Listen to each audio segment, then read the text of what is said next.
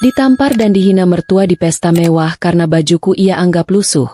Dia tak sadar kalau satu telepon dariku bisa buat semua orang di pesta syok. Sebelum kita mulai lebih lanjut, yuk, tekan tombol suka, serta tombol subscribe agar tidak ketinggalan kisah menarik lainnya. Dan jangan lupa absen asal kota Bapak Ibu di kolom komentar.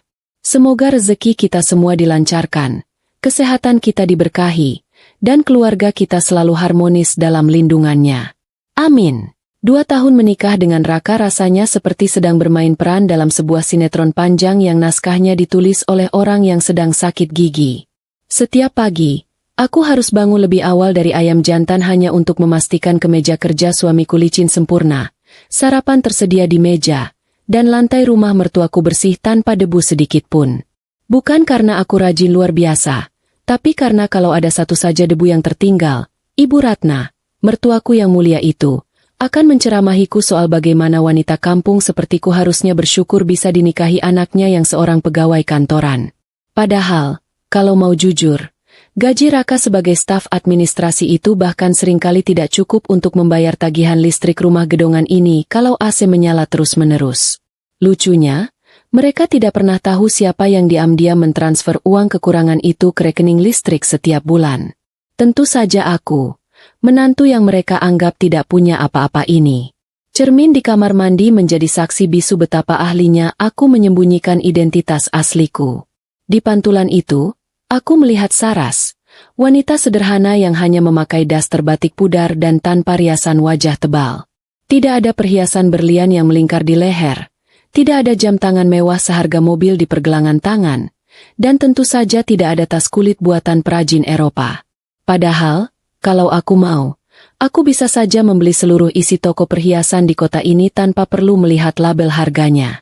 Namaku sebenarnya adalah Saraswati Cendrawasih, pewaris tunggal dari grup Cendrawasih, raksasa properti yang menguasai setengah gedung-gedung tinggi di kota ini.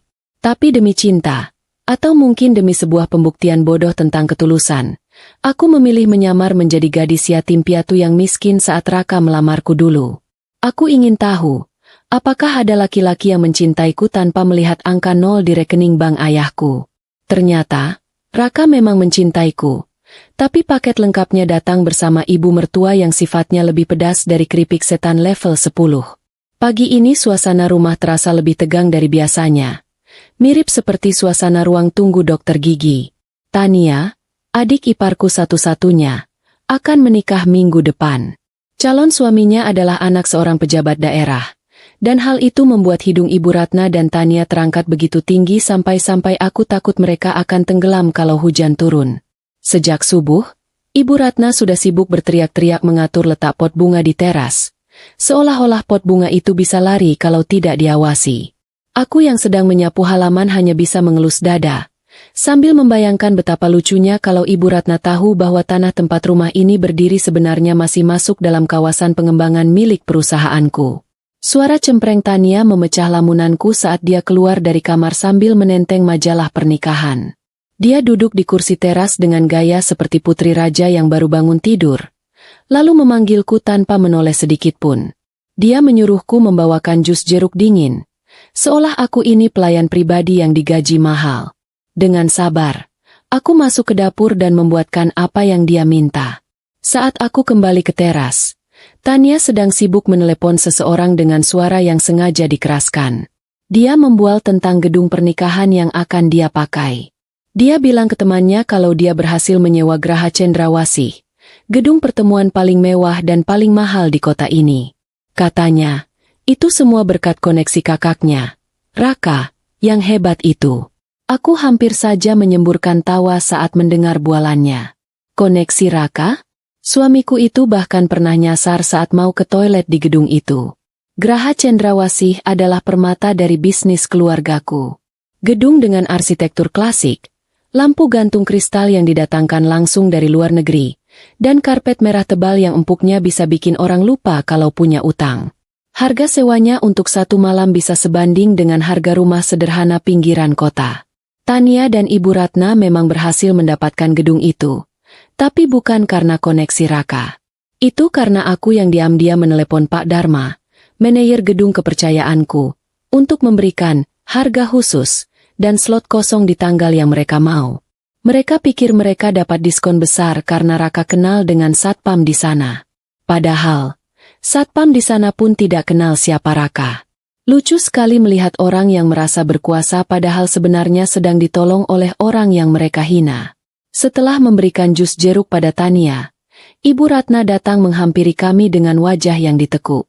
Dia menatapku dari ujung kaki sampai ujung kepala dengan tatapan menilai yang merendahkan. Menurutnya, penampilanku yang kucel ini akan merusak pemandangan di pesta pernikahan Tania nanti. Dia mulai mengomel panjang lebar tentang bagaimana aku harus menempatkan diri. Katanya, nanti di pesta, aku tidak boleh berdiri di barisan depan penerima tamu bersama keluarga inti. Aku disuruh berada di area belakang, dekat dapur kotor atau area piring bekas, untuk membantu mengawasi catering supaya tidak ada piring yang hilang. Alasannya sederhana tapi menyakitkan. Dia malu punya menantu yang mukanya kampungan, bersanding dengan besan yang pejabat terhormat. Aku hanya mengangguk pelan menanggapi perintah itu, tidak berniat membantah.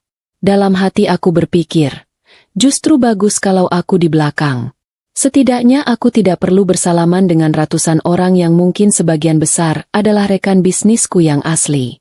Bayangkan betapa canggungnya kalau bupati atau para pengusaha properti itu melihat pemilik grup Cendrawasih sedang disuruh-suruh mengangkat piring kotor oleh mertuanya sendiri. Itu akan jadi lelucon abad ini di kalangan pebisnis. Tapi Ibu Ratna, dengan segala kepintarannya yang terbatas itu, malah mengira aku diam karena takut padanya. Dia tersenyum puas, merasa menang karena berhasil menempatkan si miskin ini di tempat yang menurutnya pantas. Malam harinya, Raka pulang kerja dengan wajah lelah yang dibuat-buat. Dia melempar tas kerjanya ke sofa dan langsung minta dipijat. Sambil kupijat bahunya, Raka mulai bercerita dengan bangga tentang bagaimana teman-teman kantornya iri karena adiknya bisa menikah di Geraha Cendrawasih. Dia bilang ke teman-temannya kalau dia harus melobi pemilik gedung itu secara pribadi. Aku memijat bahunya sedikit lebih keras, menyalurkan rasa gemas. Melobi pemilik gedung? Bicara padaku saja dia jarang. Apalagi melobi. Raka ini tipe suami yang gengsinya selangit tapi dompetnya sering kempes. Bulan lalu saja dia minta uang padaku dengan alasan dompetnya tertinggal. Padahal aku tahu dia baru saja kalah taruhan bola dengan teman pos rondanya. Dan uang yang kuberikan itu? Tentu saja dari tabungan pribadiku yang jumlahnya tidak pernah dia tahu. Raka kemudian berbalik dan memegang tanganku.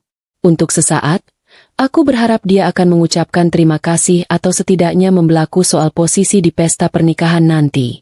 Tapi harapanku terlalu tinggi. Raka malah berpesan agar aku menurut saja pada ibunya. Katanya, ini momen penting buat keluarga besar mereka, dan dia tidak mau ada drama. Dia bilang penampilanku memang kadang-kadang bikin malu kalau disandingkan dengan keluarga calon suami Tania yang necis-necis. Rasanya ada jarum kecil yang menusuk ulu hatiku. Suamiku sendiri, orang yang alasannya aku rela hidup sederhana begini, ternyata sama saja memandangku dari kemasan luar. Dia lupa kalau wanita, memalukan, inilah yang menyeduhkan teh hangat untuknya setiap pagi dan mendengarkan keluh kesahnya soal bosnya yang galak. Keesokan harinya adalah hari sibuk sedunia. Kami semua harus pergi ke Geraha Cendrawasih untuk pengecekan terakhir atau gladi resik. Ibu Ratna memaksaku ikut, bukan untuk memberi masukan soal dekorasi, tapi untuk membawakan tas-tas perlengkapan Tania.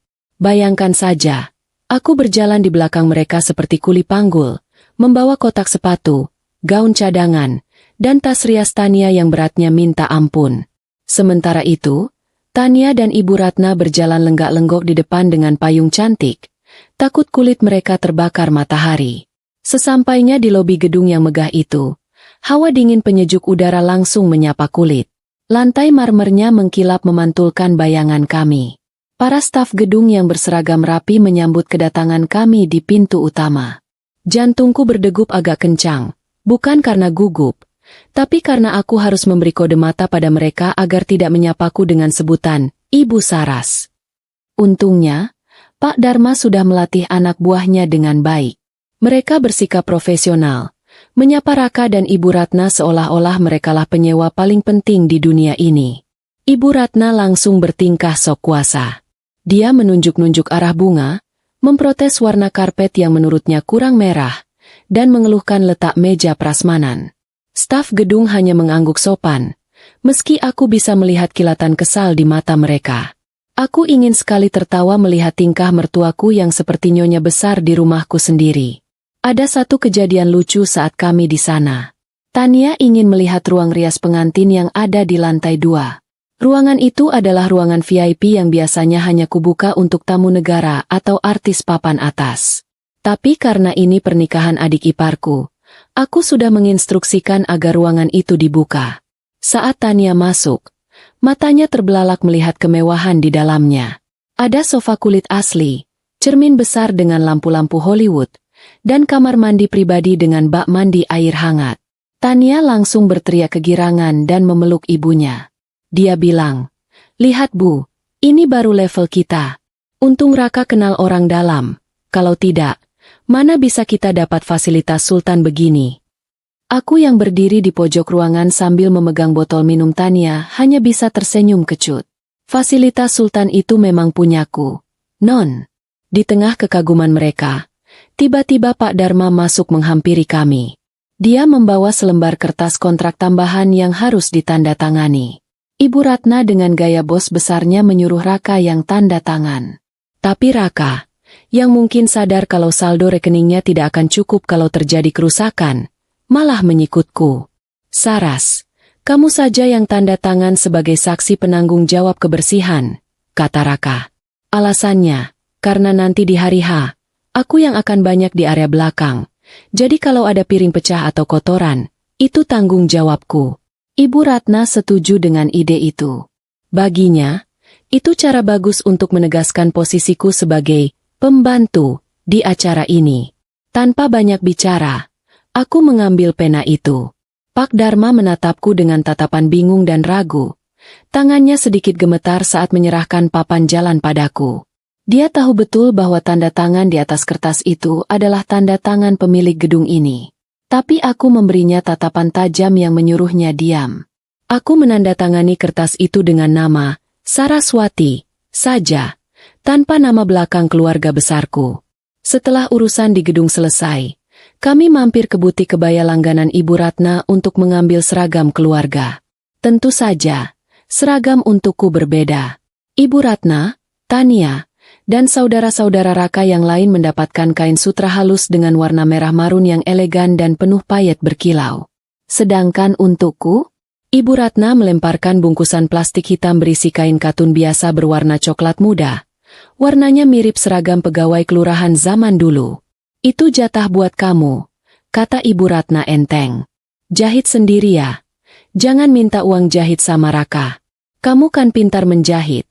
Dulu di kampung pasti sering menjahit karung beras, kan?" Tania terkikik mendengar lelucon ibunya yang sama sekali tidak lucu itu. Aku menerima bungkusan itu dengan tangan tenang, meski dalam hati rasanya ingin kusumpal mulut mereka dengan kain katun ini. Perjalanan pulang terasa sangat lama. Di dalam mobil Raka yang penyejuk udaranya kadang dingin kadang panas itu, mereka bertiga sibuk membahas daftar tamu undangan. Nama-nama pejabat disebut dengan bangga. Mereka berhayal akan mendapat banyak amplop tebal dan kado mewah. Tania bahkan sudah berencana mau bulan madu ke Bali pakai uang sumbangan tamu. Mereka sama sekali tidak mengajakku bicara. Aku duduk di kursi belakang sendirian, menatap jalanan kota yang macet lewat jendela. Gedung-gedung tinggi milik perusahaanku berjejer di sepanjang jalan protokol, seolah melambaikan tangan padaku. Ironis sekali. Di luar sana aku adalah ratu properti yang disegani, tapi di dalam mobil butut ini, aku tidak lebih dari debu di karpet mobil. Sesampainya di rumah, aku langsung masuk ke kamar kecilku di belakang dapur. Ya, kadang kalau Raka sedang manja dia tidur di kamar utama, tapi kalau ibunya sedang menginap atau rewel, aku sering mengalah tidur di kamar tamu yang sempit ini dengan alasan agar Raka bisa menemani ibunya. Aku membuka bungkusan kain coklat pemberian mertuaku tadi. Kainnya kasar dan warnanya kusam. Benar-benar kontras dengan kemewahan Geraha Cendrawasih tempat mereka akan berpesta. Aku menatap kain itu lama sekali. Lalu sebuah ide gila muncul di kepalaku. Kalau mereka ingin aku memakai baju ini untuk mempermalukanku, maka akan kuturuti. Aku akan memakai baju paling sederhana di gedung paling mewah milikku sendiri. Biar kontrasnya semakin nyata. Biar nanti, saat kebenaran terungkap, rasa malunya akan semakin membekas di ulu hati mereka. Malam semakin larut, tapi mata ini sulit terpejam. Suara dengkuran Raka terdengar samar dari kamar sebelah. Aku mengambil telepon genggamku yang kusembunyikan di bawah bantal. Sebuah telepon genggam keluaran terbaru yang harganya lebih mahal dari motor Raka, yang tidak pernah kuperlihatkan pada mereka. Ada pesan masuk dari Pak Dharma. Isinya singkat. Ibu, semua persiapan sudah 90%. Apakah ada instruksi khusus untuk keamanan besok lusa? Aku mengetik balasan dengan cepat sambil tersenyum miring. Pastikan semua CCTV aktif dan merekam dengan jelas, Pak. Terutama di area pelaminan dan prasmanan. Saya punya firasat akan ada pertunjukan drama yang sayang kalau dilewatkan. Aku meletakkan telepon genggam itu di nakas. Langit-langit kamar yang retak sedikit menjadi pemandanganku sebelum tidur. 2 hari lagi Tania akan menikah. 2 hari lagi Ibu Ratna akan berdiri dengan angkuh di gedungku. Dan 2 hari lagi, batas kesabaranku mungkin akan mencapai titik nadirnya. Aku menarik napas panjang, mencoba mengisi paru-paru dengan ketenangan yang tersisa. Mereka tidak tahu siapa yang mereka ajak bermain api. Mereka pikir aku hanyalah ilalang kering yang mudah diinjak. Padahal aku adalah hutan belantara yang menyimpan badai. Tidurlah Saras, simpan energimu. Karena pesta yang sesungguhnya bukan pernikahan Tania, tapi pesta kejutan yang akan kau berikan untuk mereka semua. Suara mesin jahit tua di sudut ruang belakang berderit pelan, seirama dengan detak jarum jam dinding yang menunjukkan pukul 2 dini hari. Mata ini rasanya sudah digantungi batu bata saking beratnya. Tapi tangan harus tetap bergerak lincah menyatukan potongan-potongan kain katun berwarna coklat tanah itu. Seperti dugaan Ibu Ratna, kain yang diberikannya ini memang kualitas paling rendah. Seratnya kasar, kaku, dan warnanya persis seperti lumpur kering di sawah saat musim kemarau. Kalau dipakai bersanding dengan kain sutra merah marun keluarga Raka, aku pasti akan terlihat seperti batang pohon kering di tengah taman bunga mawar. Tapi, justru itulah tujuannya, bukan? Mereka ingin aku terlihat tidak berharga, supaya tamu undangan tidak ada yang bertanya-tanya siapa wanita di pojok ruangan itu. Jahitanku akhirnya selesai saat kokok ayam jantan pertama terdengar. Aku mengangkat kebaya itu dan menatapnya di bawah lampu bohlam yang remang-remang. Potongannya sederhana, tidak ada payet, tidak ada manik-manik berkilau, hanya jahitan rapi yang mengikuti lekuk tubuh dengan pas. Dulu, mendiang ibuku selalu bilang, pakaian mahal bisa dibeli, tapi keanggunan itu datang dari siapa yang memakainya. Aku tersenyum tipis. Besok, aku tidak butuh berlian untuk bersinar. Cukup dengan kepala tegak dan senyum misterius. Aku yakin kain lumpur ini akan punya ceritanya sendiri. Aku melipat baju itu rapi dan memasukkannya ke dalam tas plastik kresek, tempat yang menurut Ibu Ratna paling pantas untuk barang-barangku. Pagi harinya, rumah sudah seperti pasar tumpah yang kebakaran. Teriakan Ibu Ratna membahana dari lantai atas sampai ke dapur. Dia panik karena konde rambut palsunya hilang entah kemana.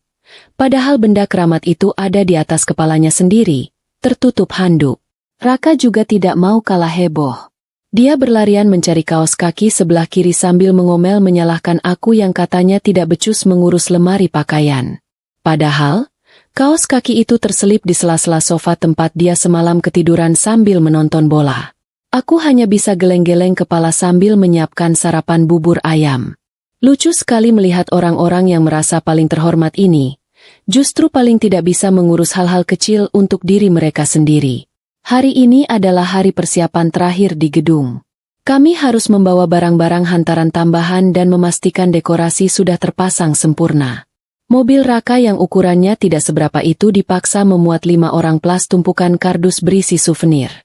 Aku, tentu saja, duduk di kursi paling belakang, terjepit di antara kotak kipas angin dan keranjang buah. Posisi dudukku menekuk sedemikian rupa sampai lututku menyentuh dagu.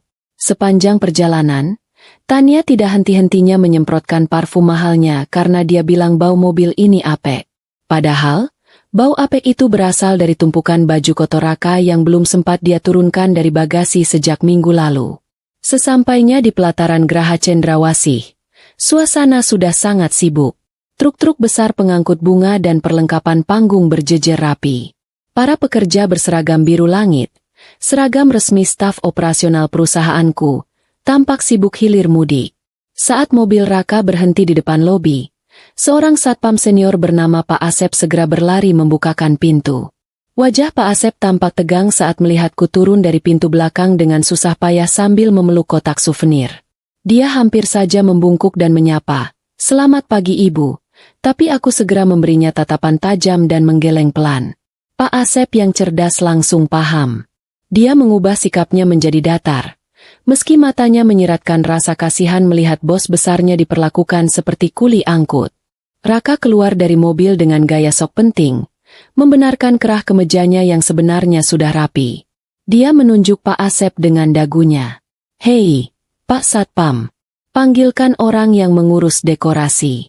Bilang, keluarga pengantin pria sudah datang. Cepat ya, kami tidak punya waktu seharian." Pak Asep mengangguk patuh. "Baik, Pak, mohon ditunggu sebentar." Aku menahan tawa melihat pemandangan itu. Raka memerintah Pak Asep seolah dia pemilik gedung. Padahal Pak Asep punya wewenang untuk melarang mobil butut Raka parkir di lobi utama kalau bukan karena instruksiku. Kami masuk ke aula utama. Udara sejuk langsung menyapa. Kontras dengan panas terik di luar. Langit-langit tinggi dengan lukisan awan dan lampu kristal raksasa membuat Tania kembali berdecak kagum. Dia berputar-putar di tengah ruangan sambil merekam video untuk media sosialnya. "Hai teman-teman, lihat nih tempat nikahanku besok. Mewah banget kan? Ini baru namanya kelas." Celotehnya ke kamera telepon genggam. Ibu Ratna tersenyum bangga melihat putrinya. Lalu matanya menangkap sosokku yang sedang berdiri dia mengagumi bunga sedap malam di dekat pintu masuk. Senyumnya langsung lenyap. "Heh, Saras, ngapain kamu melamun di situ kayak patung selamat datang?" bentak Ibu Ratna. Suaranya menggema di ruangan luas itu. Beberapa pekerja dekorasi menoleh. Kaget mendengar teriakan cempreng itu. "Itu kotak souvenir dibawa ke ruang belakang. Jangan ditaruh sembarangan di sini. Nanti dikira sampah. Cepat." Aku mengangguk dan segera mengangkat tumpukan kotak itu. Beratnya lumayan juga, membuat lenganku sedikit gemetar. Saat aku berjalan melewati panggung pelaminan, aku melihat Pak Dharma sedang berdiskusi serius dengan kepala teknisi lampu. Pak Dharma melirikku sekilas. Raut wajahnya tampak tidak terima melihatku keberatan membawa beban. Dia memberi isyarat tangan kecil kepada salah satu staf kebersihan. Tak lama kemudian, seorang pemuda berseragam biru mendekatiku. "Biar saya bantu bawakan ke belakang, Bu." Mbak," katanya sopan, hampir salah sebut. Aku tersenyum dan menyerahkan kotak itu. "Terima kasih, Mas," bisikku pelan. Ibu Ratna yang melihat kejadian itu dari kejauhan langsung berkacak pinggang. "Dasar manja. Bawa kotak begitu saja minta tolong orang. Ingat ya, Saras. Besok kamu tidak boleh merepotkan petugas di sini. Mereka itu dibayar mahal buat melayani tamu terhormat, bukan melayani pembantu dadakan kayak kamu." Raka yang berdiri di sebelahnya hanya tertawa kecil. "Maklumlah Bu, di kampung kan dia biasa angkat karung padi. Mungkin kaget kalau disuruh angkat kotak kardus licin." Siang harinya, pihak penyedia makanan datang membawa contoh menu untuk dicicipi terakhir kali. Aroma rendang sapi, ayam goreng mentega, dan sate lilit menyeruak memenuhi ruangan VIP tempat kami berkumpul. Meja bundar besar itu penuh dengan piring-piring makanan lezat. Ibu Ratna, Raka, Tania, dan calon suaminya, Bimo, duduk mengelilingi meja dengan mata berbinar. Aku berdiri agak jauh di dekat pintu, menunggu instruksi selanjutnya. Logikanya, sebagai keluarga, aku seharusnya diajak duduk dan makan bersama. Tapi logika tidak berlaku di keluarga ini. Ibu Ratna mencicipi sesendok sop buntut, memejamkan mata menikmati rasanya, lalu melirikku. "Kamu, Saras, ambilkan tisu dan air minum di meja sana. Terus kamu makan di luar saja ya. Itu ada nasi kotak jatah sopir dan kru panggung." Sayang kalau makanan mahal begini dimakan orang yang lidahnya tidak biasa. Nanti kamu sakit perut, malah bikin repot. Kata-kata itu meluncur mulus tanpa rasa bersalah. Raka sedang asyik mengunyah udang goreng tepung. Mulutnya penuh, jadi dia hanya mengangguk setuju. Hatiku mencelos, bukan karena lapar atau ingin makan enak. Aku bisa memesan koki bintang 5 kapan saja. Tapi karena cara mereka memperlakukan manusia lain lebih rendah dari binatang peliharaan. Bahkan kucing jalanan pun kadang masih dipanggil, Pus, dengan nada sayang. Tapi aku mengambil nasi kotak yang ditunjuk Ibu Ratna dan berjalan keluar menuju taman samping gedung. Di sana, di bawah pohon Kamboja yang rindang, aku duduk di bangku taman sendirian. Nasi kotaknya berisi ayam bakar dan sayur nangka. Rasanya lumayan enak. Saat aku sedang menyuap nasi, telepon genggamku bergetar. Pesan dari Pak Dharma. Ibu, saya melihat ibu makan nasi kotak di taman. Hati saya sakit melihatnya. Bu, apa perlu saya antarkan menu VIP ke ruangan kantor saya? Ibu bisa makan dengan tenang di sana. Aku tersenyum membaca pesan itu. Perhatian kecil dari karyawan setia ini lebih menghangatkan hati daripada ikatan pernikahan yang kupunya. Tidak perlu, Pak. Ayam bakarnya enak kok. Biarkan saja mereka menikmati pesta pora terakhir mereka. Oh iya, tolong pastikan tagihan untuk kerusakan karpet atau alat makan besok dicatat ganda ya. Balasku jahil. Sore menjelang, dan gladi resik dimulai. Tania dan Bimo berlatih jalan menuju pelaminan. Mereka berjalan pelan diiringi musik instrumental yang syahdu.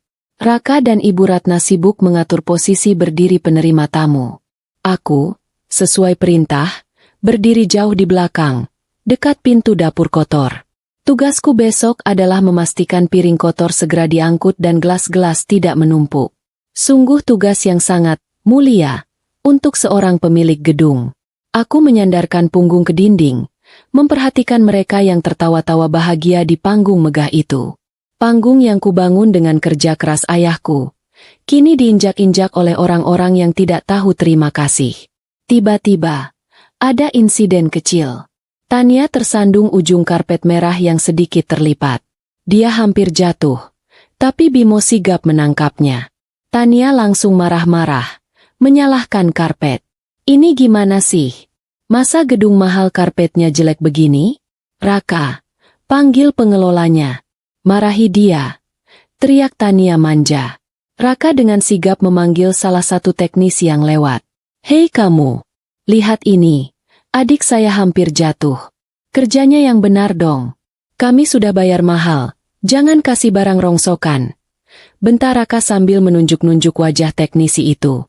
Teknisi muda itu tampak bingung dan ketakutan. Dia menoleh ke arahku. Tatapannya meminta pertolongan karena dia tahu siapa aku. Aku menegakkan badan, memberi kode jari di bibir dan isyarat tangan agar teknisi itu meminta maaf saja dan memperbaiki karpetnya. Teknisi itu mengangguk paham, lalu menunduk dalam-dalam di depan Raka. Maaf, Pak, segera kami perbaiki. Raka mendengus puas, merasa wibawanya sebagai kakak pengantin wanita sangat tinggi. Bagus, jangan sampai besok kejadian lagi, atau saya tuntut gedung ini, ancamnya. Aku menahan napas. Tuntut gedung ini? Raka sayang, menuntut gedung ini sama saja kamu menuntut istrimu sendiri. Dan pengacaraku jauh lebih galak daripada ibumu. Matahari mulai terbenam, membiaskan cahaya oranye yang indah menembus kaca-kaca besar gedung. Persiapan hari ini selesai. Kami bersiap pulang.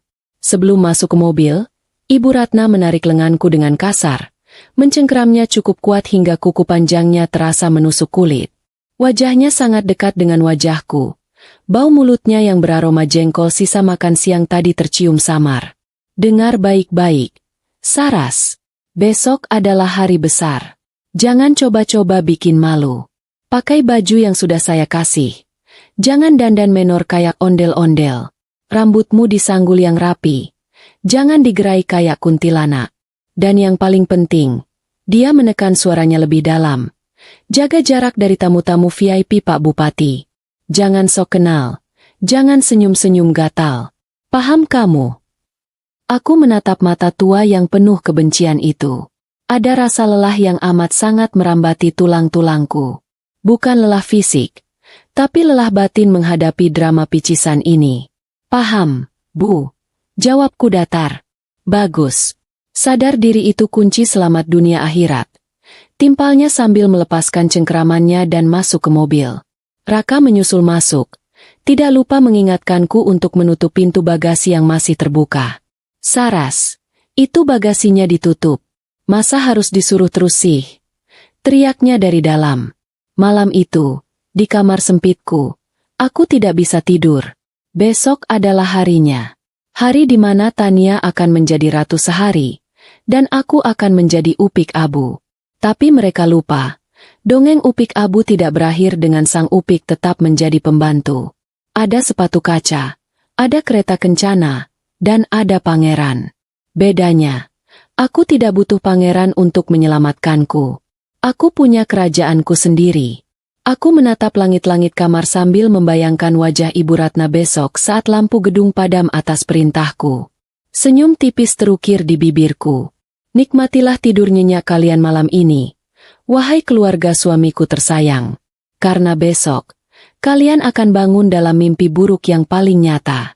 Subuh belum benar-benar pecah, tapi teriakan Ibu Ratna sudah berhasil membangunkan seluruh populasi nyamuk di komplek perumahan ini. Rumah mertuaku berubah menjadi medan perang, di mana setiap orang berlarian tanpa arah yang jelas sambil membawa benda-benda aneh. Raka sibuk mencari sepatu pantofel hitamnya yang padahal sudah kusemir mengkilap dan kuletakkan tepat di depan matanya. Sementara Tania menangis histeris di kamar karena merasa jerawat kecil di dagunya adalah bencana nasional yang bisa meruntuhkan harga diri keluarga. Tentu saja aku menjadi komandan logistik yang tidak digaji, berlari dari dapur ke ruang setrika, memastikan jas Raka tidak kusut dan kebaya Ibu Ratna sudah terpasang kancingnya dengan sempurna. Rasanya seperti menjadi gasing yang diputar terus-menerus tanpa henti. Setelah drama pagi yang melelahkan, tibalah saatnya aku mengenakan seragam kebanggaan pemberian Ibu Ratna. Kebaya dari kain katun kasar berwarna coklat tanah itu melekat pas di tubuhku, hasil jahitan begadang semalam. Saat aku bercermin, aku hampir tertawa melihat pantulanku sendiri. Warnanya yang kusam membuat kulitku terlihat pucat. Benar-benar kontras dengan kain sutra merah menyala yang dipakai keluarga Raka. Aku terlihat seperti batang pohon kering yang tersesat di tengah taman bunga mawar. Raka yang masuk ke kamar untuk mengambil dompet sempat berhenti sejenak, menatapku dengan kening berkerut. Aku pikir dia akan memuji hasil jahitanku, tapi yang keluar dari mulutnya justru, "Ya ampun Saras, kamu benar-benar kelihatan kayak orang susah. Nanti kalau di gedung, jangan dekat-dekat aku ya. Malu kalau dilihat teman-temanku." Perjalanan menuju Geraha Cendrawasih kali ini terasa berbeda. Raka menyewa mobil mewah untuk mengantar ibu dan adiknya, sementara aku disuruh naik taksi daring sendirian sambil membawa kotak tambahan berisi souvenir yang tertinggal. Alasannya sederhana, mobil sewaan itu joknya dari kulit asli, takut kotor kalau kena tumpukan kardus. Aku hanya mengiyakan tanpa banyak protes. Justru aku bersyukur. Setidaknya aku bisa duduk tenang di dalam taksi yang berpendingin udara tanpa harus mendengar ocehan Ibu Ratna tentang betapa mahalnya harga sewa gedung, yang uangnya masuk ke kantongku juga. Sopir taksi yang membawaku sempat bertanya ramah, "Mau kondangan ya, Mbak? Gedungnya mewah lo itu. Yang punya katanya orang kaya raya tapi jarang muncul." Aku hanya tersenyum misterius dari balik kaca spion. "Iya Pak, katanya sih begitu." Sesampainya di gedung, kemegahan Geraha Cendrawasih menyambutku. Karpet merah tergelar panjang dari lobi hingga pelaminan, dihiasi ribuan bunga segar yang wanginya semerbak memenuhi udara. Lampu kristal raksasa di langit-langit memantulkan cahaya keemasan, menciptakan suasana hangat dan berkelas. Tapi keindahan itu langsung rusak saat Ibu Ratna menyambutku di pintu samping, bukan pintu utama. Dia menarik tanganku kasar, menyeretku menjauh dari area penerima tamu yang mulai dipadati kerabat dekat. "Kamu jangan berdiri di situ. Itu tempat khusus keluarga inti. Kamu merusak pemandangan dengan baju gembelmu itu. Sana, masuk ke area belakang panggung atau bantu orang dapur cuci piring," perintahnya ketus. Matanya melotot seolah aku baru saja melakukan dosa besar. Aku menurut saja. Berjalan gontai menuju area belakang panggung tempat para petugas catering dan kebersihan bersiap. Saat aku melintasi lorong staf, beberapa pegawai senior yang mengenaliku langsung terlonjak kaget. Pak Dharma yang sedang memberi arahan pada tim keamanan bahkan sampai menjatuhkan radio panggil yang dipegangnya. Dia buru-buru berlari menghampiriku. Wajahnya pucat pasi melihat bos besarnya memakai kebaya lusuh dan ditugaskan di area kotor. Ibu Saraswati? Astaga, ibu kenapa lewat sini? Dan pakaian ibu. Siapa yang berani memperlakukan ibu seperti ini? Bisiknya dengan suara bergetar menahan amarah. Aku mengangkat tangan, memberinya isyarat untuk tenang. SSSSTTT. Pak Dharma, jangan ribut. Anggap saja saya sedang menyamar jadi intelijen. Lakukan tugas Bapak seperti biasa. Jangan sampai ada yang tahu siapa saya. Mengerti? Kembali ke aula utama. Pesta mulai berjalan. Tamu-tamu undangan mulai berdatangan dengan mobil-mobil mengkilap. Pakaian mereka gemerlap. Berlian dan emas berlomba memancarkan kilau. Raka berdiri gagah di samping Tania dan Bimo, menyalami tamu dengan senyum lebar yang dipaksakan. Dia tampak sangat menikmati perannya sebagai kakak ipar yang sukses. Sesekali membusungkan dada saat ada tamu yang memuji kemegahan gedung ini. Aku berdiri di sudut ruangan, di balik pilar besar dekat meja prasmanan, memegang nampan berisi gelas-gelas kosong sesuai perintah Ibu Ratna. Ironis sekali, di gedung yang sertifikat tanahnya atas namaku, aku justru berdiri seperti pelayan yang siap disuruh-suruh. Sesekali, ada tamu yang mengira aku benar-benar pelayan. Seorang ibu-ibu dengan sasak rambut tinggi melambai padaku tanpa menoleh. Mbak, tolong ambilkan tisu dong, tangan saya lengket kena kuah sate. Tanpa kata, aku mengambilkan tisu dan menyerahkannya. Ibu itu menerimanya tanpa mengucapkan terima kasih. Masih sibuk mengobrol dengan temannya. Dari kejauhan, aku melihat Ibu Ratna memantauku dengan tatapan tajam, memastikan aku bekerja dan tidak mencuri tulang. Dia tersenyum puas melihatku diperintah-perintah oleh tamu. Baginya, melihat menantunya direndahkan adalah hiburan tersendiri di tengah pesta yang membosankan ini. Di tengah hiruk-pikuk pesta, aku melihat kolega bisnisku, Pak Handoko, berjalan masuk bersama istrinya. Pak Handoko adalah salah satu penyewa tetap ruko di kawasan bisnis milikku. Jantungku sempat berdegup kencang. Takut dia mengenaliku. Aku buru-buru membalikkan badan, berpura-pura merapikan tumpukan piring kotor. Sayup-sayup aku mendengar Pak Handoko memuji dekorasi gedung pada Raka. Hebat ya Mas Raka, bisa dapat gedung ini. Saya dengar pemiliknya sangat selektif loh. Jarang ada yang bisa tembus kalau tidak punya koneksi kuat. Raka tertawa renyah. Tawa yang terdengar sangat palsu di telingaku. Ah, biasa saja Pak. Kebetulan saya kenal dekat dengan manajemennya. Biasalah, sesama pebisnis harus saling bantu. Jawab Raka penuh percaya diri. Aku menahan diri untuk tidak melempar sendok ke arahnya. Pebisnis? Mengurus tagihan kartu kredit sendiri saja dia masih minta tolong padaku. Waktu berjalan lambat. Kakiku mulai pegal karena berdiri terus-menerus dengan sepatu hak rendah yang solnya sudah tipis. Tapi Ibu Ratna tidak mengizinkanku duduk. Setiap kali aku mencoba menyandarkan tubuh ke tembok, dia pasti akan muncul entah dari mana dan memberiku kode mata melotot atau gerakan tangan menyuruhku bergerak. Dia benar-benar menjadikan pesta pernikahan anaknya sebagai ajang penyiksaan terselubung untukku. Tania pun setali 3 uang. Saat dia turun dari pelaminan untuk berganti kostum kedua, dia sengaja melewatiku dan berkata keras-keras pada periasnya. Aduh, tolong geser sedikit Mbak, jangan dekat-dekat dia, nanti baju mahal saya bau ape ketularan bajunya. Prias itu menatapku dengan tatapan kasihan, tapi aku hanya membalas dengan senyum tipis. Senyum yang menyimpan badai. Menjelang siang, perutku mulai berbunyi. Aroma kambing guling yang dibakar di sudut ruangan sungguh menggoda iman.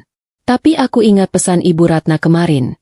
Makanan tamu haram hukumnya menyentuh lidahku. Aku hanya boleh minum air putih dari dispenser karyawan di belakang. Saat aku sedang meneguk air putih di dapur kotor, Raka masuk dengan wajah panik. Jasnya terkena sedikit noda saus merah. Saras, cepat bersihkan ini. Pak Bupati mau datang sebentar lagi. Masa aku salaman pakai jas kotor begini? Bentaknya tanpa basa-basi.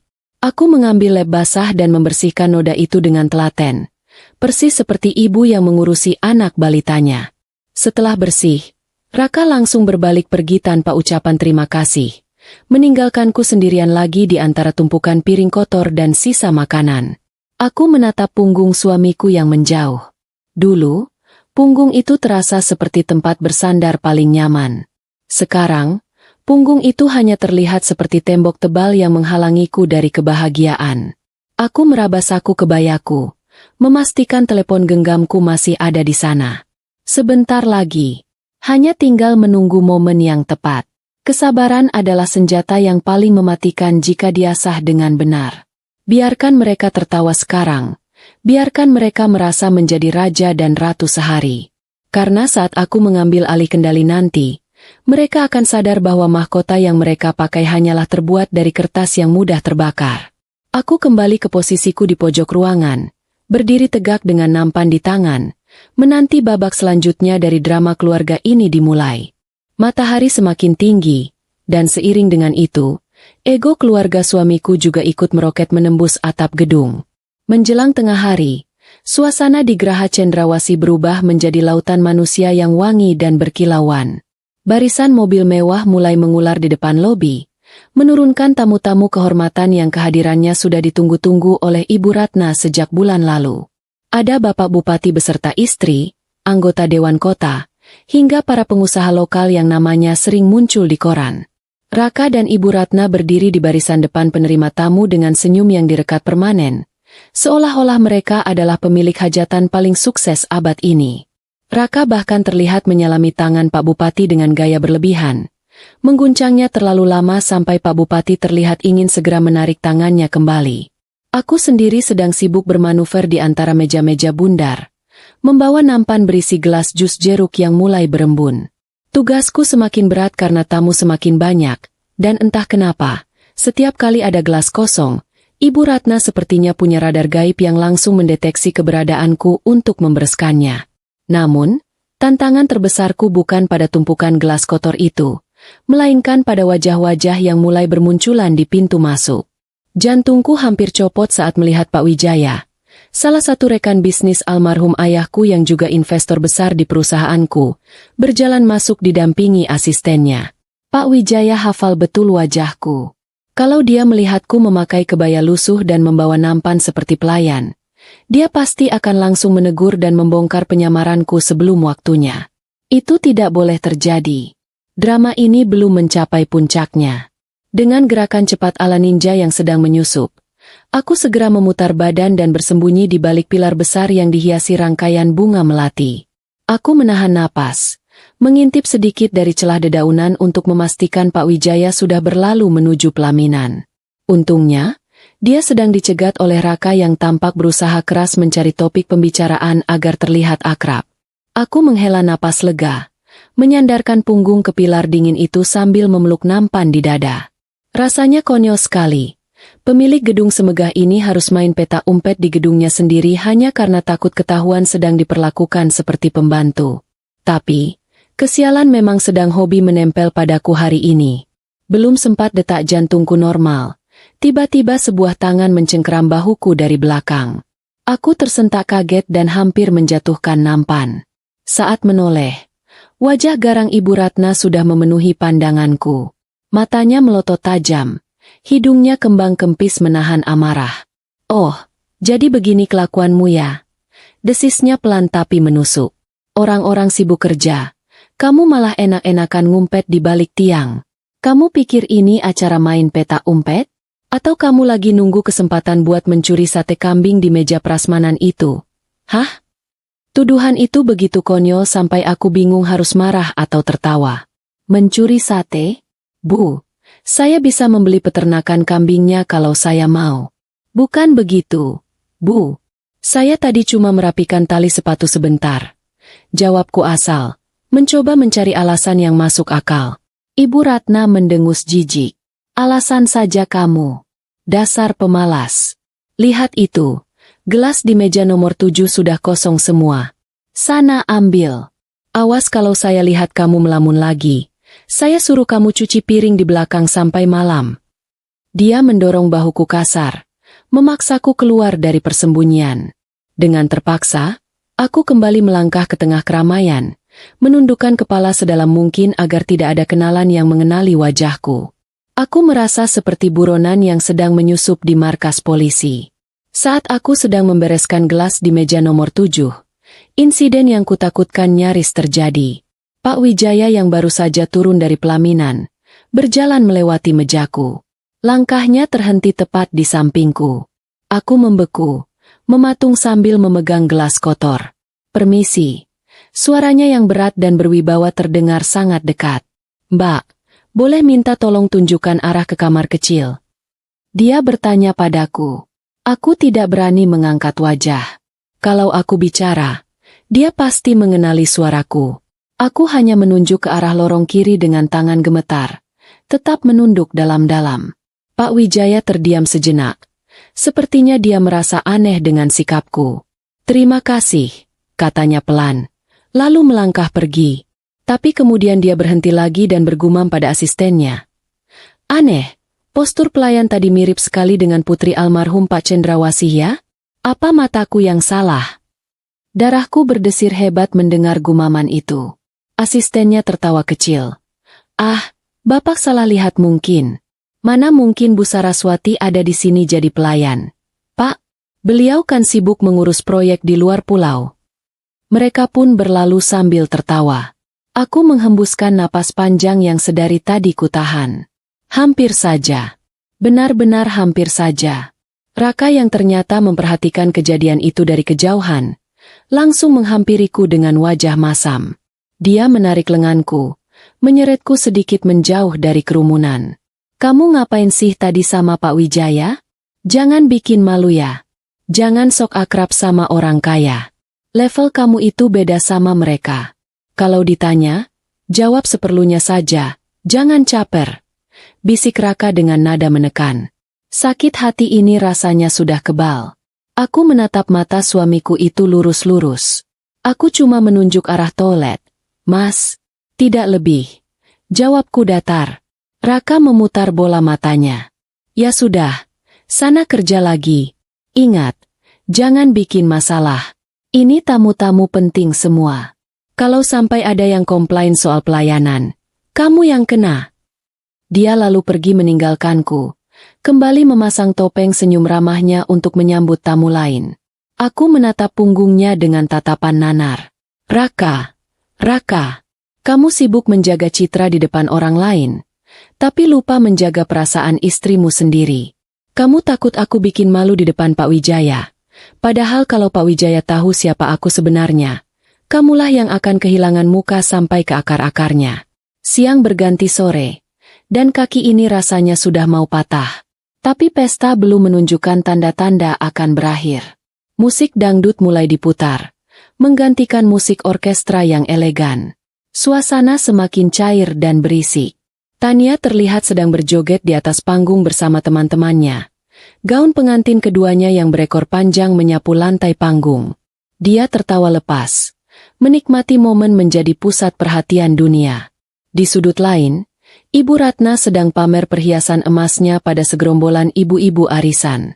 Dia bercerita dengan lantang tentang betapa suksesnya anak laki-lakinya menyewa gedung ini, seolah Raka adalah pahlawan tanpa tanda jasa. Tidak ada satupun dari mereka yang peduli padaku. Si Upik Abu yang berdiri pegal di pojok ruangan. Aku memutuskan untuk mengambil jeda sejenak. Aku berjalan menuju pintu kaca besar yang menghadap ke taman samping, tempat di mana tidak ada orang yang melihat. Di kaca itu, aku melihat pantulan diriku. Rambut yang mulai berantakan, keringat yang menetes di pelipis, dan baju coklat kusam yang menyedihkan. Tapi anehnya, aku tidak merasa sedih. Di balik penampilan gembel ini, aku melihat kilatan api di mataku sendiri. Api yang siap membakar semua kepalsuan ini. Aku meraba saku, merasakan dinginnya logam telepon genggamku. Sebentar lagi, Raka. Sebentar lagi, Ibu. Nikmatilah tawa kalian yang tersisa, karena setelah ini, air mata kalian tidak akan cukup untuk memadamkan amarahku. Aku membetulkan letak sanggulku, menarik napas dalam-dalam, dan kembali masuk ke medan perang. Babak penentuan sudah di depan mata. Suasana pesta semakin sore bukannya semakin surut, malah semakin menggila. Musik dangdut koplo berdentum keras dari pengeras suara, membuat kaca-kaca jendela gedung ikut bergetar. Tamu-tamu undangan yang sudah kekenyangan kini sibuk berfotoria, sementara piring-piring kotor menumpuk seperti menara Pisa yang siap rubuh kapan saja. Lenganku rasanya sudah mati rasa saking seringnya bolak-balik mengangkat nampan berat berisi gelas bekas sirup yang lengket. Kalau ada olimpiade angkat piring kotor, aku yakin medali emas sudah pasti melingkar di leherku sekarang. Ironisnya, di gedung milikku sendiri ini, aku bekerja lebih keras daripada kuli panggul di pasar induk. Insiden itu bermula dari hal sepele. Tania baru saja turun dari panggung pelaminan dengan gaun keduanya yang super lebar dan penuh renda. Dia berjalan membelah kerumunan tamu dengan dagu terangkat tinggi, persis seperti peragawati yang sedang berjalan di panggung mode Paris. Bedanya Tania berjalan menuju stan es krim puter. Aku sedang berjalan tergesa-gesa dari arah berlawanan, membawa nampan berisi tumpukan piring bekas sate yang sausnya masih belepotan. Tiba-tiba, seorang anak kecil berlarian mengejar balon dan menabrak kakiku. Aku kehilangan keseimbangan. Tubuhku oleng ke kiri. Aku berusaha sekuat tenaga agar piring-piring kotor itu tidak jatuh menimpa anak kecil itu. Gerak refleksku berhasil menyelamatkan si anak kecil dan piring-piring kotor itu. Tapi sialnya, segelas air mineral yang ada di pinggir nampan tergelincir jatuh. Air itu tumpah, menciprat sedikit, benar-benar hanya sedikit, ke ujung gaun Tania yang menyapu lantai. Reaksi Tania sungguh di luar nalar. Dia tidak sekadar kaget. Dia berteriak histeris seolah-olah aku baru saja menyiramnya dengan air keras atau melepaskan sekandang kecoa ke bajunya. "Ah, gaun aku! Gaun mahalku!" teriak Tania melengking. Suaranya bahkan mengalahkan suara penyanyi dangdut di panggung.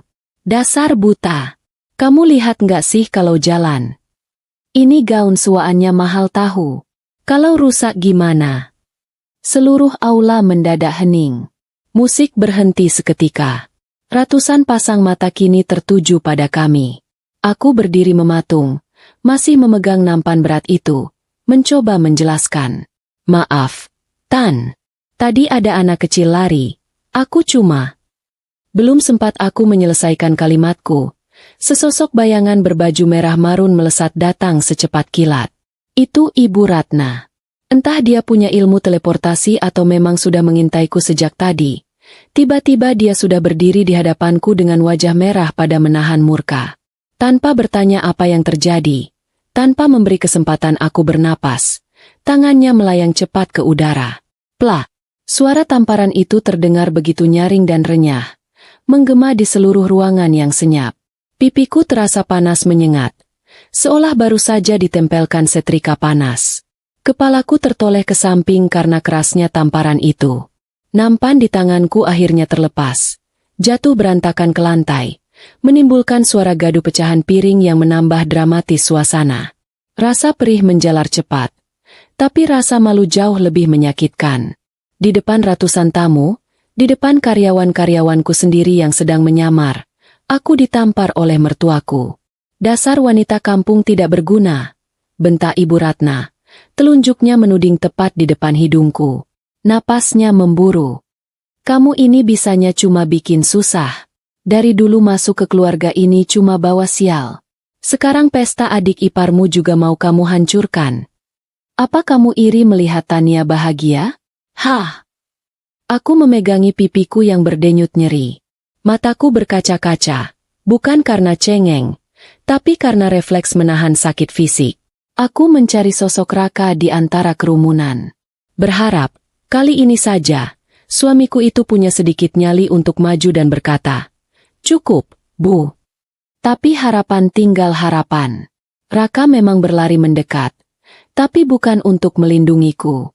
Dia justru berdiri di samping ibunya, menatapku dengan tatapan jijik seolah aku adalah kotoran yang menempel di sepatu mahalnya. "Ya ampun, Saras!"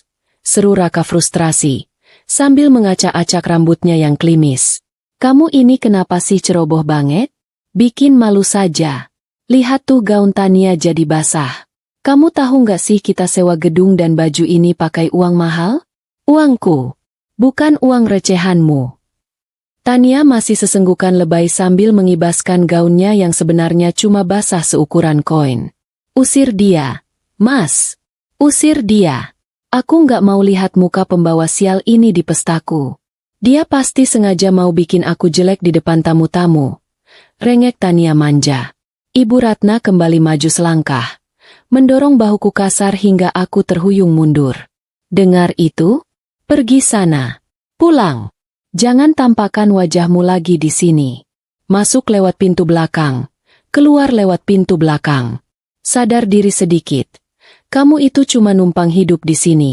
Gedung mewah begini bukan tempat buat orang udi kayak kamu yang jalannya saja nggak becus. Kata-kata itu meluncur deras. Disaksikan oleh Pak Bupati yang melongo, rekan-rekan bisnisku yang ternganga, dan Pak Dharma yang berdiri kaku di pojok ruangan dengan tangan mengepal menahan amarah. Suasana benar-benar mencekam. Aku bisa melihat beberapa tamu berbisik-bisik, menatapku dengan tatapan kasihan bercampur hinaan. Oh, itu istrinya? Kasihan ya, kayak pembantu. Bisik salah satu tamu yang berdiri dekat situ. Sakit di pipiku perlahan berubah menjadi sesuatu yang lain. Dingin. Air mataku yang tadi hampir tumpah, mendadak kering kembali. Rasa sedih itu menguap, digantikan oleh ketenangan yang menakutkan. Selama 2 tahun aku menahan diri. Selama 2 tahun aku menelan semua hinaan demi menjadi istri yang berbakti. Tapi hari ini, detik ini, tamparan Ibu Ratna telah memutus tali kesabaranku yang terakhir. Aku menegakkan tubuhku perlahan, mengabaikan rasa sakit di pipi kiri. Aku menatap mata Raka, lalu beralih ke Ibu Ratna, dan terakhir ke Tania. Tatapanku bukan lagi tatapan Sarasi menantu penurut. Ini adalah tatapan Saraswati Cendrawasih, wanita yang biasa memecat manajer tidak becus hanya dengan satu jentikan jari. Aku menyeka sudut bibirku yang sedikit perih, lalu tersenyum tipis. Senyum yang membuat Raka tiba-tiba merasa tidak nyaman. Baik, kataku pelan, tapi suaranya terdengar jelas di keheningan itu. Kalian minta aku pergi? Aku akan pergi. Tapi sebelum itu, ada satu hal kecil yang harus kita luruskan. Aku merogoh saku kebayaku yang lusuh, mengeluarkan telepon genggamku. Layarnya menyala, menampilkan sebuah nomor kontak darurat yang sudah kusiapkan sejak kemarin. Ibu Ratna mendengus meremehkan. Mau nelpon siapa kamu? Mau ngadu ke emak bapakmu di kuburan? Atau mau panggil tukang ojek? Aku tidak menjawab. Jariku menekan tombol panggil. Mataku menatap lurus ke arah Pak Dharma yang berdiri siaga di pojok ruangan. Ini waktunya pertunjukan yang sebenarnya dimulai. Kalian ingin drama? Baiklah. Aku akan berikan drama kolosal yang tidak akan pernah kalian lupakan seumur hidup. Panggung ini milikku, dan sutradaranya baru saja mengambil alih kendali. Rasa panas di pipi kiri ini bukan sekadar sakit fisik, tapi seperti stempel penghinaan yang dicapkan di depan ratusan saksi mata. Rasanya lebih menyengat daripada terkena percikan minyak goreng panas saat memasak di dapur sempit mertuaku. Aku masih memegangi pipiku, menatap nanar ke arah lantai marmer yang kini dipenuhi pecahan piring dan sisa makanan. Detik itu, waktu seolah berjalan sangat lambat. Aku melihat sepatu pantofel Raka mendekat. Jantungku sempat berdesir. Ada secuil harapan bodoh yang muncul di benakku. Mungkin, hanya mungkin, suamiku akhirnya sadar dan akan memelukku, menanyakan apakah aku baik-baik saja. Tapi harapan itu hancur berkeping-keping secepat piring yang baru saja kujatuhkan. Tangan Raka memang terulur, tapi bukan untuk mengusap pipiku atau membantuku berdiri. Dia justru mendorong bahuku kasar, membuatku terhuyung mundur hampir menabrak meja prasmanan. Kamu ini punya otak tidak sih, Saras? Bentak Raka. Urat lehernya menonjol keluar saking kencangnya dia berteriak. Wajahnya yang tadi sok wibawa menyalami pejabat, kini merah pada menahan malu. Sudah dibilang jangan bikin ulah. Lihat itu gaun Tania. Itu gaun sewaan dari perancang terkenal. Kalau rusak, kamu mau bayar pakai apa? Pakai ginjalmu. Kalimat itu menusuk lebih dalam daripada tamparan Ibu Ratna. Suamiku sendiri, Laki-laki yang kucintai dan kubantu diam-diam selama ini, lebih mengkhawatirkan sepotong kain sewaan daripada harga diri istrinya yang baru saja diinjak-injak di depan umum. Aku menatap mata Raka dalam-dalam. Di sana, aku tidak lagi melihat cinta. Aku hanya melihat ketakutan. Ketakutan kehilangan muka, ketakutan dianggap tidak mampu, dan ketakutan pada ibunya. Ibu Ratna tidak mau ketinggalan momen untuk membenamkanku lebih dalam. Dia melangkah maju, berkacak pinggang dengan dagu terangkat, persis seperti nyonya besar di film-film zaman dulu. Dengar baik-baik ya, wanita tak tahu diri. Suaranya lantang, sengaja dikeraskan agar tamu-tamu di barisan belakang pun bisa mendengar pidato kemenangannya. Kami menyewa gedung mewah ini, Geraha Cendrawasih ini, dengan uang hasil keringat anakku. Raka bekerja keras banting tulang supaya kami bisa pesta di tempat terhormat ini. Tempat ini suci bagi orang-orang berkelas, bukan tempat sampah buat orang miskin dan ceroboh sepertimu. Aku hampir saja tertawa mendengar bualannya. Uang Raka? Gaji Raka sebulan bahkan tidak cukup untuk membayar biaya listrik lampu kristal gantung yang ada di atas kepalanya itu selama 1 jam. Keringat Raka? Yang ku tahu, Raka lebih sering berkeringat karena main game di telepon genggamnya daripada bekerja. Tapi tentu saja, mereka tidak tahu itu. Mereka hidup dalam gelembung kebohongan yang mereka tiup sendiri. Dan hari ini, gelembung itu sudah terlalu besar. Sadar diri, Saras, tambah Tania, masih sambil mengibaskan gaunnya yang sebenarnya sudah kering kena angin. Mending kamu pulang kampung saja sana. Nanam padi atau apalah. Di sini kamu cuma bikin polusi mata. Ih, sebel banget aku. Tamu-tamu mulai berbisik semakin kencang. Beberapa menatapku dengan jijik, terhasut oleh omongan Ibu Ratna. Oh, jadi itu cuma benalu ya? Bisik seseorang. Pantesan bajunya jelek begitu. Ternyata cuma numpang hidup. Sahut yang lain. Anehnya, saat mendengar semua cacian itu, air mataku justru berhenti mengalir. Rasa sedih yang tadi menyesakkan dada mendadak lenyap, digantikan oleh kekosongan yang dingin, lalu perlahan terisi oleh keberanian yang membara. Aku menegakkan punggungku. Aku merapikan sedikit tatanan rambutku yang berantakan. Aku menyeka sisa air mata di sudut mata dengan gerakan tegas. Cukup sudah sandiwara, istri soleha yang teraniaya, ini. Aku merogoh saku kebaya coklatku, mengeluarkan telepon genggam hitam yang selama ini selalu kusembunyikan di dalam tas kresek agar tidak ketahuan kalau itu barang mahal. Aku mengusap layarnya, membuka kunci, dan mencari satu nama di daftar panggilan cepat. Melihatku memegang telepon, Raka tertawa meremehkan. Tawa yang terdengar sumbang di telingaku. Hah, lihat Bu, dia mau nelpon siapa itu? Paling mau nelpon tukang ojek buat jemput. Atau mau ngadu ke tetangga kontrakan lamanya? Ejek Raka. Ibu Ratna ikut menimpali sambil terkekeh sinis. Biarkan saja, Kak. Paling dia mau pinjam uang buat ganti rugi piring pecah itu. Kasihan, gayanya sok pegang HP, padahal pulsanya paling kosong. Aku mengabaikan gonggongan mereka. Dengan tenang, aku menempelkan benda pipi itu ke telinga. Mataku tidak lepas menatap wajah-wajah sombong di hadapanku itu. Aku ingin merekam ekspresi kemenangan mereka detik ini, supaya nanti aku bisa membandingkannya dengan wajah mereka 5 menit lagi. Nada sambung berbunyi 2 kali. Lalu terdengar suara berat dan tegas di seberang sana. Halo? Siap perintah, Ibu. Aku menarik napas panjang, mengisi paru-paruku dengan otoritas yang selama ini kupendam. Suaraku tidak berteriak, tidak meledak-ledak, tapi rendah, dingin, dan penuh penekanan. Pak Dharma, panggilku. Raka dan Ibu Ratna mengernyitkan dahi. Mereka mungkin berpikir, siapa Dharma? Tukang sayur? Bawa seluruh tim keamanan masuk ke aula utama sekarang juga. Lanjutku tanpa memutus kontak mata dengan Ibu Ratna. Kunci semua pintu akses keluar kecuali pintu lobi utama. Dan satu lagi, Pak. Aku memberi jeda sedikit, menikmati kebingungan yang mulai merambat di wajah Raka. Perintahkan teknisi untuk mematikan seluruh sistem penyejuk udara dan lampu hias utama di gedung ini. Saya beri waktu 60 detik.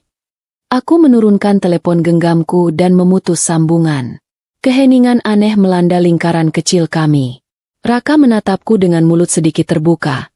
Matanya berkedip-kedip bingung seperti lampu bohlam yang mau putus. Ibu Ratna memiringkan kepalanya. Masih berusaha mencerna apa yang baru saja dia dengar. Kamu ngomong apa barusan? Tanya Raka terbata-bata. Nadanya campuran antara bingung dan ingin marah tapi ragu. Pak Dharma, keamanan? Matikan lampu? Kamu sudah gila ya Saras? Kesurupan setan gedung apa kamu? Ibu Ratna tertawa lagi. Tapi kali ini tawanya terdengar dipaksakan. Ada nada cemas yang terselip di sana. Halah! Dia itu stres. Kebanyakan mikir utang mungkin.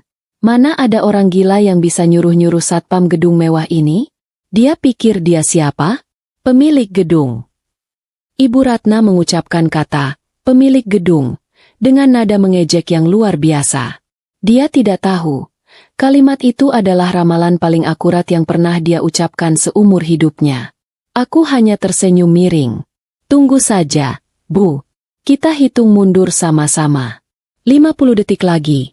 Jawabku santai sambil melipat tangan di dada. Berdiri tegak di antara pecahan piring, bukan lagi sebagai upik abu, tapi sebagai sang pemilik tahta yang sedang menunggu pasukannya datang. Keringat dingin mulai terlihat menetes di pelipis Raka. Dia mulai sadar. Ada sesuatu yang sangat salah di sini, dan firasat buruk mulai merayapi punggungnya. 60 detik itu waktu yang singkat kalau kita sedang asyik bermain media sosial. Tapi rasanya lama sekali kalau sedang menunggu nasib orang sombong diputar-balikan. Raka dan Ibu Ratna masih sibuk menertawakanku. Seolah aku baru saja menceritakan lelucon paling konyol sedunia. Mereka pikir teleponku tadi hanyalah gertakan sambal dari orang stres yang sudah putus asa. Raka bahkan sempat menepuk pundakku dengan gaya sok akrab yang menyebalkan. Bilang kalau aku sebaiknya segera periksa ke dokter jiwa sebelum semakin parah.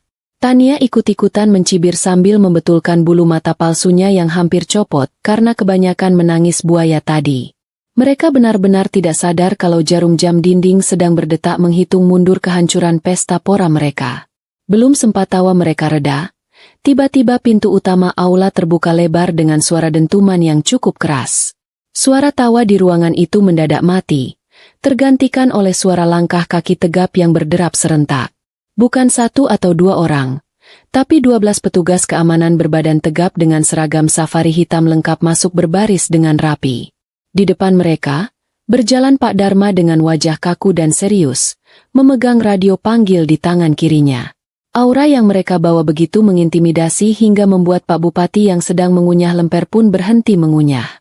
Tamu-tamu undangan menepi secara otomatis, membelah lautan manusia seperti adegan di film-film kolosal.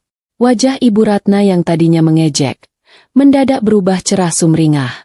Dia menepuk tangan Raka dengan girang, mengira pasukan keamanan itu datang untuk menyelamatkan reputasi pestanya. Logika Ibu Ratna memang ajaib.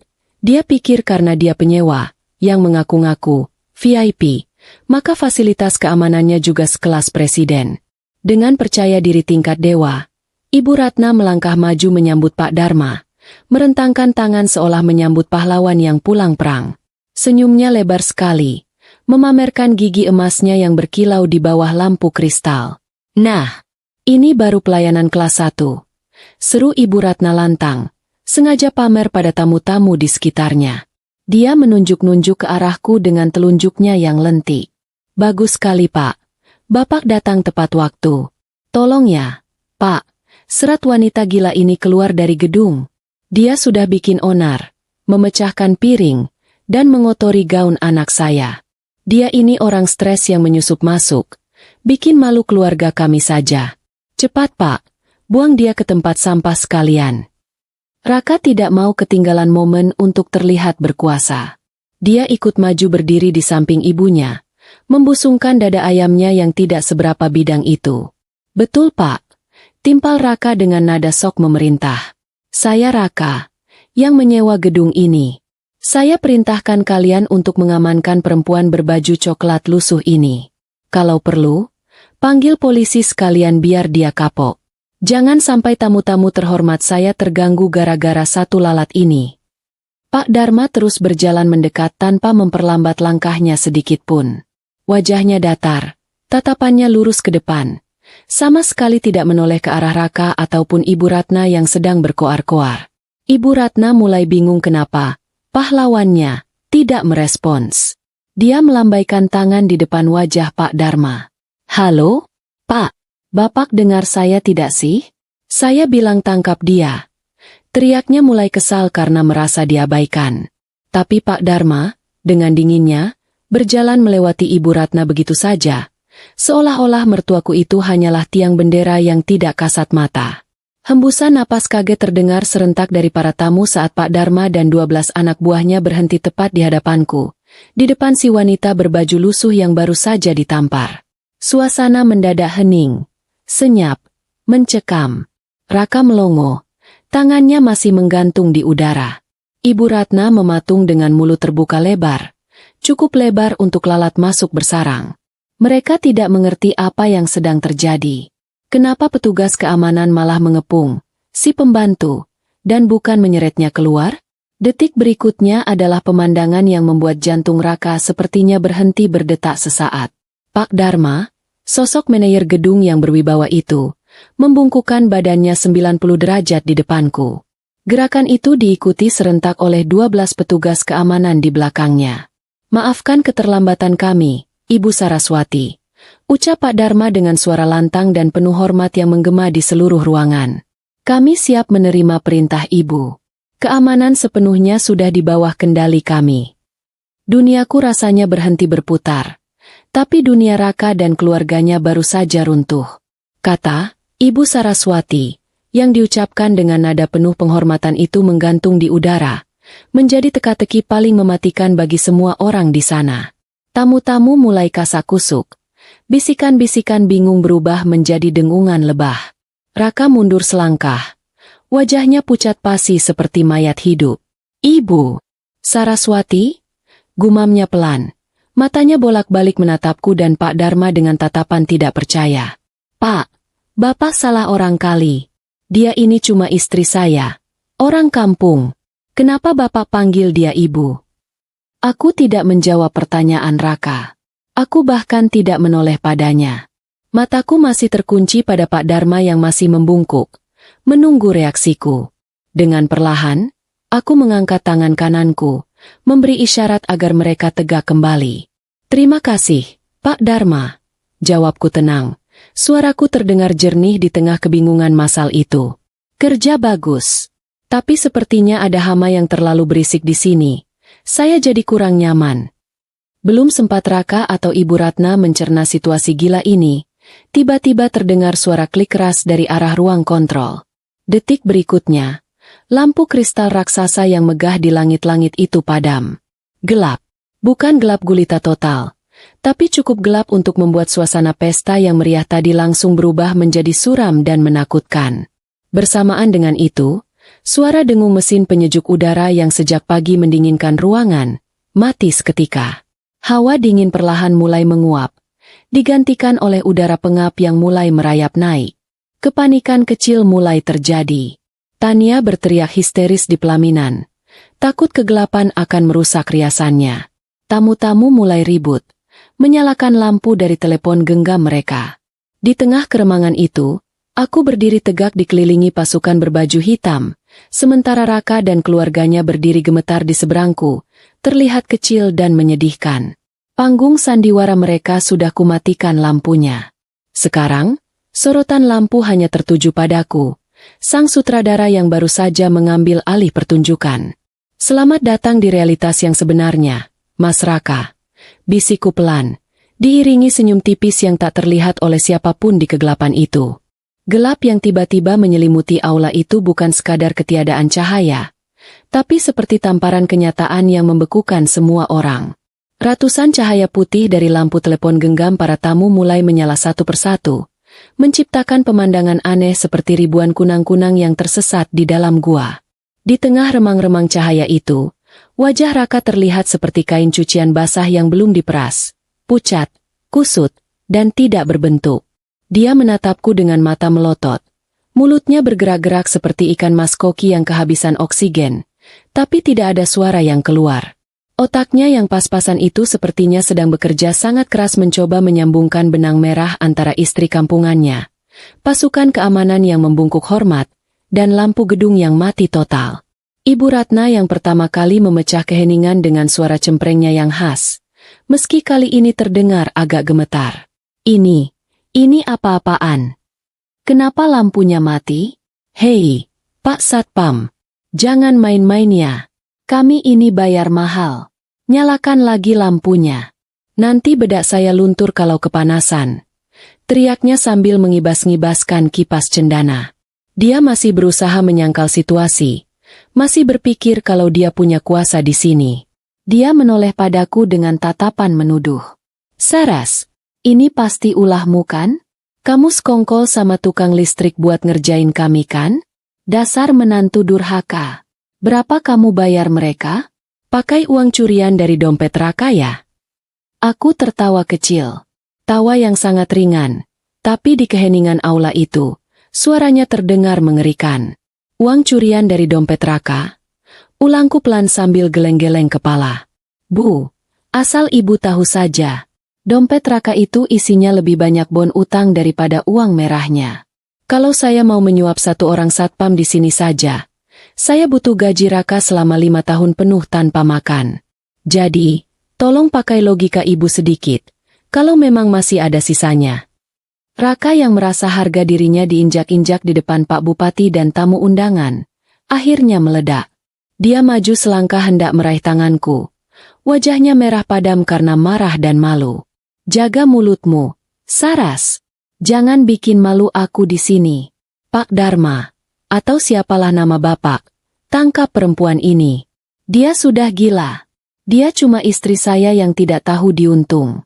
Jangan percaya omongannya. Raka berteriak memerintah Pak Dharma. Tapi belum sempat jari Raka menyentuh ujung kebayaku, 2 petugas keamanan bertubuh kekar langsung pasang badan, menghalangi langkah Raka dengan dada bidang mereka yang sekeras tembok beton. Raka terpental mundur. Nyaris jatuh terjengkang kalau tidak menabrak meja prasmanan. Pak Dharma melangkah maju, berdiri tepat di sampingku dengan sikap sempurna. Dia tidak memedulikan Raka yang sedang megap-megap kehabisan napas. Tatapannya tajam menghunus ke arah keluarga suamiku. Maaf, Saudara Raka, ucap Pak Dharma dengan suara bariton yang berat. Saya tidak menerima perintah dari penyewa yang menunggak pembayaran catering. Saya hanya menerima perintah dari pemilik sah gedung Graha Cendrawasih ini. Dan pemilik itu sedang berdiri di hadapan Anda sekarang. Pernyataan itu mendarat seperti bom atom di tengah pesta. Tania yang sedang sibuk membetulkan gaunnya langsung berhenti bergerak. Ibu Ratna mematung dengan mulut menganga lebar. Tamu-tamu undangan menahan napas serentak. Raka menggelengkan kepalanya kuat-kuat, berusaha menolak kenyataan. Pemilik? Maksud Bapak? Saras? Tidak mungkin. Bapak pasti salah orang. Dia ini yatim piatu miskin. Pak, Bapak pasti ditipu. Dia cuma pintar akting. Bantah Raka histeris. Suaranya pecah saking paniknya. Aku melangkah maju mendekati Raka. Cahaya dari lampu telepon genggam tamu menyorot wajahku, membuatku merasa seperti artis papan atas yang sedang diwawancara. Bedanya ini wawancara tentang kehancuran rumah tangga. Kamu bilang aku miskin, Mas? Tanyaku lembut, tapi penuh bisa. Selama 2 tahun ini, kamu tidak pernah bertanya siapa nama lengkap ayahku, kan? Kamu cuma tahu namanya Pak Cendrawasih, petani di desa. Kamu tidak tahu kalau petani yang kamu hina itu menanam beton dan gedung pencakar langit di seluruh kota ini, bukan menanam padi. Aku menunjuk ke arah lambang burung cendrawasih emas yang terukir besar di dinding utama aula, tepat di atas pelaminan. Lihat lambang itu, Mas. Itu lambang keluarga saya. Saraswati Cendrawasih. Gedung ini, hotel di seberang jalan, dan pusat perbelanjaan tempat kamu sering cuci mata. Tapi tidak pernah beli apa-apa itu. Semuanya milik keluarga saya. Milik saya. Kaki Raka lemas seketika. Dia jatuh terduduk di lantai marmer yang dingin. Matanya kosong menatapku, seolah melihat hantu. Semua kebohongan yang dia bangun, semua kesombongan tentang koneksi orang dalam, Semua bualannya tentang gaji besar, hancur lebur dalam hitungan detik. Dia menyadari satu hal yang sangat fatal. Dia baru saja menghina dan merendahkan tangan yang selama ini memberinya makan. Ibu Ratna yang berdiri di sampingnya tampak seperti orang yang terkena serangan jantung mendadak. Wajahnya pucat pasi, lebih putih dari bedak tebal yang dipakainya. Dia memegang dada. Napasnya tersengal-sengal. Tidak mungkin kamu pembantu. Racau Ibu Ratna tidak jelas. Aku menoleh ke arah Pak Dharma, mengabaikan drama keluarga yang menyedihkan itu. Sudah cukup basa-basinya. Pak Dharma, kataku tegas, batalkan izin penggunaan gedung ini detik ini juga.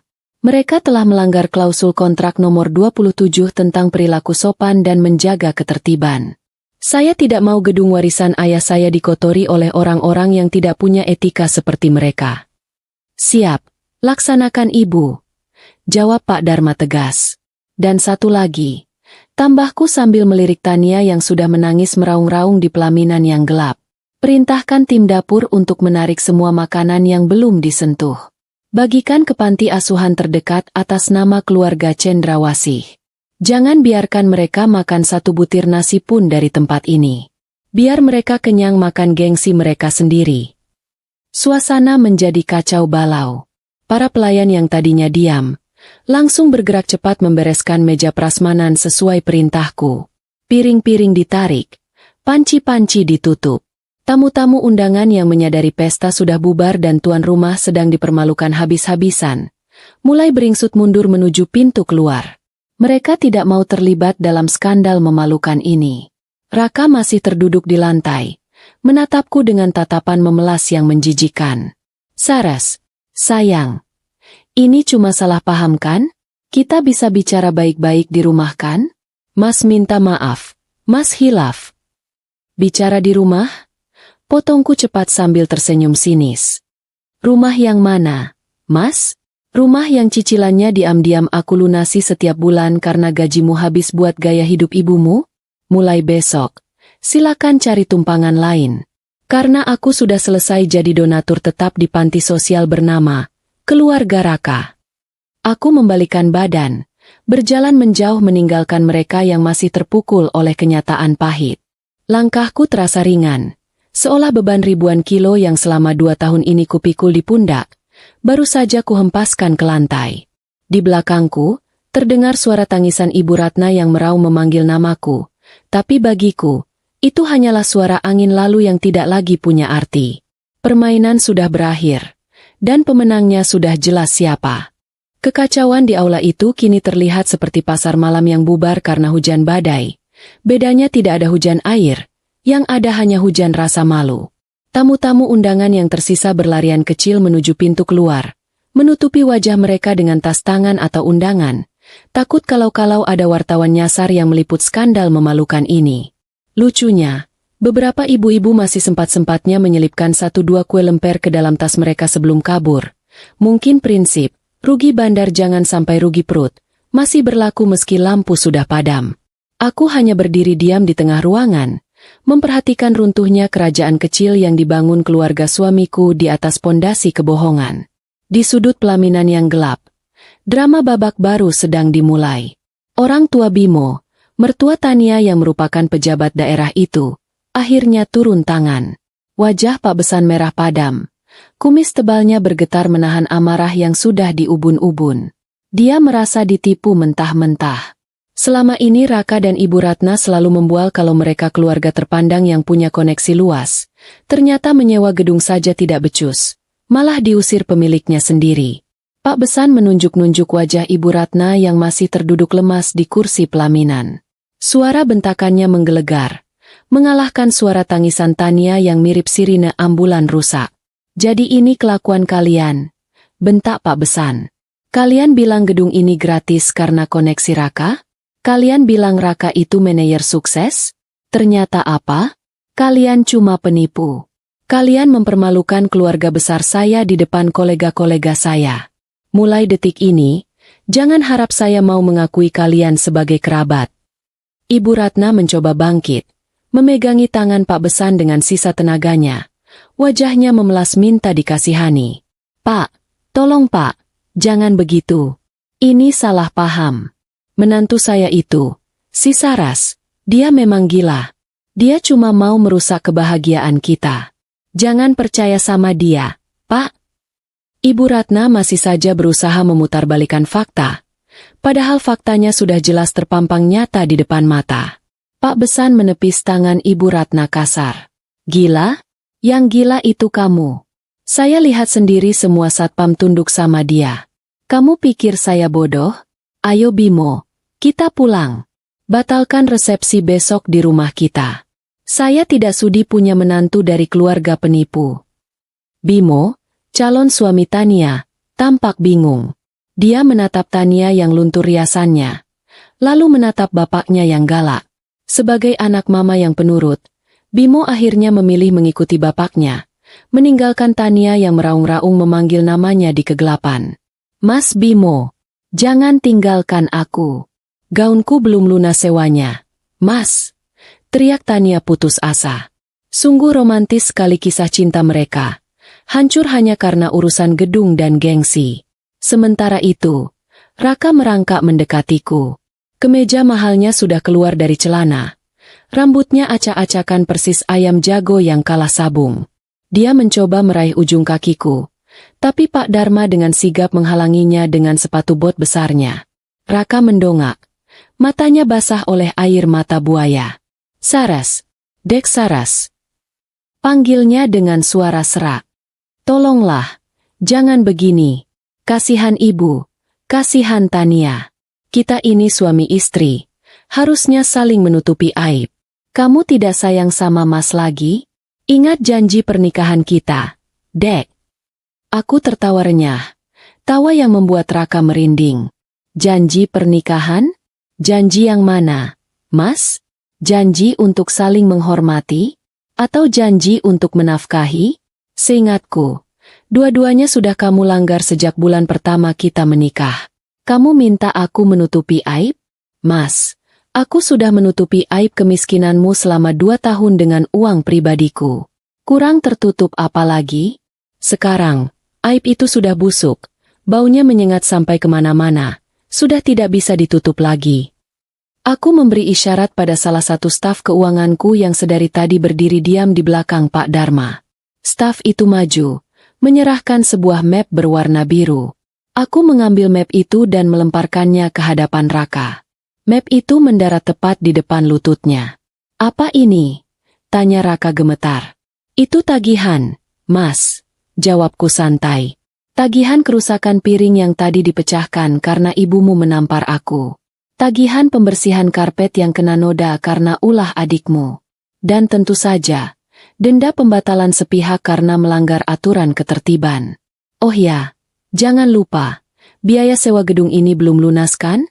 Kemarin kamu bilang mau bayar setelah dapat uang sumbangan tamu. Nah, karena tamunya sudah bubar dan tidak ada sumbangan, silakan lunasi pakai uang tabunganmu. Kalau punya. Raka membuka map itu dengan tangan gemetar. Matanya membelalak melihat deretan angka 0 yang berbaris rapi di sana. Jumlahnya fantastis. Cukup untuk membeli harga diri Raka 10 kali lipat. Saras ini banyak sekali. Dari mana aku dapat uang segini? Kamu mau membunuhku pelan-pelan. Loh, bukannya kamu orang kaya? Sindirku tajam. Bukannya ibumu tadi bilang kalau kalian yang menyewa gedung ini dengan uang keringatmu? Buktikan dong. Masa orang kaya bayar ganti rugi piring pecah saja tidak sanggup? Atau mau minta tolong Ibu Ratna jual perhiasannya? Oh, tunggu. Perhiasan Ibu Ratna kan imitasi semua beli di pasar malam. Mana laku dijual? Mendengar perhiasannya disebut imitasi, Ibu Ratna yang sedang menangis di pojok langsung berhenti sejenak, lalu melotot padaku. Kurang ajar. Ini emas asli. Teriaknya tidak terima. Aku hanya mengangkat bahu. Terserah ibu saja. Nanti coba saja gadai. Paling ditertawakan tukang gadainya. Aku merasa urusanku di sini sudah selesai. Udara di gedung ini mulai terasa sesak oleh aroma keputusasaan mereka. Aku tidak mau berlama-lama menghirup udara beracun itu. Aku merapikan kebaya coklat lusuhku, lalu berbalik badan menuju pintu keluar. Pak Dharma, panggilku tanpa menoleh. Siap, Bu. Jawab Pak Dharma sigap. Pastikan mereka tidak keluar dari gedung ini sebelum menyelesaikan urusan administrasi di map biru itu. Kalau mereka tidak bisa bayar, tahan KTP dan jaminan apapun yang mereka bawa. Kalau perlu, suruh mereka cuci piring di dapur belakang selama sebulan untuk melunasi hutangnya. Anggap saja pelatihan mental buat calon orang miskin baru. Baik, Bu. Perintah dimengerti. Aku melangkah keluar aula dengan perasaan lega yang luar biasa. Di lobi depan, sebuah mobil sedan hitam mengkilap sudah menunggu. Sopir pribadiku, Pak Ujang, yang selama 2 tahun ini, cuti, melayaniku demi penyamaran ini, sudah berdiri di samping pintu mobil dengan seragam rapi. Melihatku datang dengan baju lusuh, Pak Ujang tersenyum hormat dan membukakan pintu belakang. Selamat sore, Ibu Saraswati. Senang melihat Ibu kembali. Sapa Pak Ujang ramah. Sore, Pak Ujang. Saya juga senang bisa kembali jadi diri sendiri. Jawabku sambil masuk ke dalam mobil yang jok kulitnya terasa empuk dan nyaman. Jauh berbeda dengan jok mobil Raka yang keras dan bau apek. Saat mobil mulai melaju meninggalkan pelataran Geraha Cendrawasih, aku sempat menoleh ke belakang lewat kaca jendela. Gedung megah itu kini tampak gelap sebagian, menyisakan lampu lobi yang remang-remang. Di dalamnya, ada 3 manusia sombong yang sedang belajar pelajaran termahal dalam hidup mereka, bahwa roda kehidupan itu berputar, dan jangan pernah meludahi piring tempatmu makan, karena bisa jadi piring itu milik orang yang bisa membeli harga dirimu. Telepon genggamku bergetar lagi. Kali ini bukan pesan dari Pak Dharma, tapi notifikasi dari bank. Gaji bulananku sebagai CEO grup Cendrawasih baru saja masuk. Jumlahnya cukuplah untuk membeli mulut-mulut tetangga yang nyinyir. Aku bersandar tenang, memejamkan mata, menikmati hembusan penyejuk udara mobil yang wangi aromaterapi lavender. Besok, aku punya banyak pekerjaan. Mengurus perceraian, menarik kembali fasilitas rumah yang kutumpangi atas nama Raka, dan mungkin membeli baju baru yang lebih layak daripada kain karung ini. Selamat tinggal masa lalu, selamat datang kebebasan. 1 bulan sudah berlalu sejak peristiwa, tragedi lampu padam, di Geraha Cendrawasih, dan hidupku rasanya kembali ke setelan pabrik yang seharusnya. Sibuk, produktif, dan tentunya wangi uang. Tidak ada lagi daster bolong atau bangun subuh buta untuk menyemir sepatu suami yang tidak tahu diri. Sekarang, setiap pagi aku bangun disambut oleh asisten rumah tanggaku yang membawakan secangkir teh hangat kualitas terbaik, sambil membacakan jadwal rapat harian. Rasanya seperti baru keluar dari penjara 2 tahun dan langsung menghirup udara pegunungan yang segar. Kantor pusat grup Cendrawasih kembali menjadi rumah keduaku, tempat di mana perintahku adalah hukum dan tanda tanganku bernilai miliaran rupiah. Meja kerjaku yang luas kini dipenuhi tumpukan berkas. Salah satunya adalah berkas perceraian yang isinya sangat memuaskan hati. Proses perpisahanku dengan Raka berjalan lebih mulus daripada jalan tol yang baru diaspal. Raka tidak berani menuntut harta Gonogini sepeser pun. Pengacaraku, yang galaknya 11-12 sama singa lapar, berhasil membuat Raka tanda tangan tanpa banyak drama. Raka tahu diri, kalau dia macam-macam atau mencoba menunda prosesnya, tumpukan utang ganti rugi kerusakan gedung dan denda pembatalan kontrak itu akan kujadikan kasus pidana penipuan. Jadi, dengan tangan gemetar dan air mata yang mungkin sudah kering, dia melepaskan satu-satunya sumber kekayaan yang pernah dia miliki, aku. Kabar tentang nasib mantan keluarga suamiku itu sampai ke telingaku lewat mata-mata setiaku, Pak Dharma, yang sepertinya punya bakat terpendam jadi intelijen negara. Raka akhirnya dipecat dari kantornya seminggu setelah pesta itu. Ternyata, gosip tentang kejadian di gedung menyebar lebih cepat dari virus flu di musim hujan. Teman-teman kantornya tahu belangnya. Bosnya malu punya karyawan penipu, dan akhirnya dia ditendang keluar tanpa pesangon.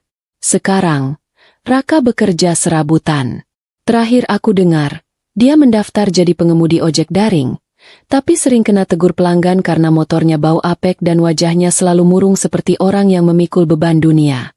Ibu Ratna dan Tania punya nasib yang lebih dramatis lagi, cocok untuk dijadikan naskah sinetron azab. Rumah gedongan yang dulu mereka tinggali dan mereka pamerkan sebagai rumah warisan keluarga, Ternyata statusnya hanya sewa tahunan yang akan habis masa berlakunya. Tanpa gajiku yang diam-diam sering menutupi kekurangannya, Raka tidak sanggup memperpanjang sewa. Mereka diusir pemilik rumah dan sekarang tinggal di kontrakan petak sempit di pinggiran kota. Daerah yang dulu sering dihina Ibu Ratna sebagai tempat jin buang anak. Sungguh ironi yang menggelitik perut. Barang-barang mewah Tania, mulai dari tas bermerek, yang ternyata palsu, sampai sepatu hak tingginya, sudah dijual di pasar loak demi membeli beras dan bayar listrik. Siang ini, saat aku sedang dalam perjalanan menuju lokasi proyek baru, mobilku berhenti di sebuah perempatan lampu merah yang ramai. Matahari sedang terik-teriknya, membuat aspal jalanan menguap panas. Tanpa sengaja, pandanganku tertuju ke trotoar sebelah kiri. Di sana, di antara debu jalanan dan asap knalpot, aku melihat sebuah gerobak gorengan tua yang didorong susah payah oleh dua orang wanita. Jantungku berdesir mengenali sosok itu. Itu Ibu Ratna dan Tania. Penampilan mereka jauh dari kata sosialita yang dulu mereka agung-agungkan. Ibu Ratna memakai daster lusuh yang warnanya sudah pudar.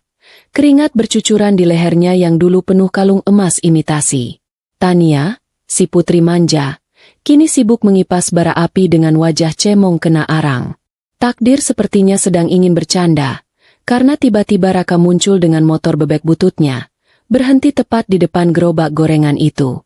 Dia terlihat kurus dan hitam terbakar matahari, memakai jaket ojek daring yang kebesaran.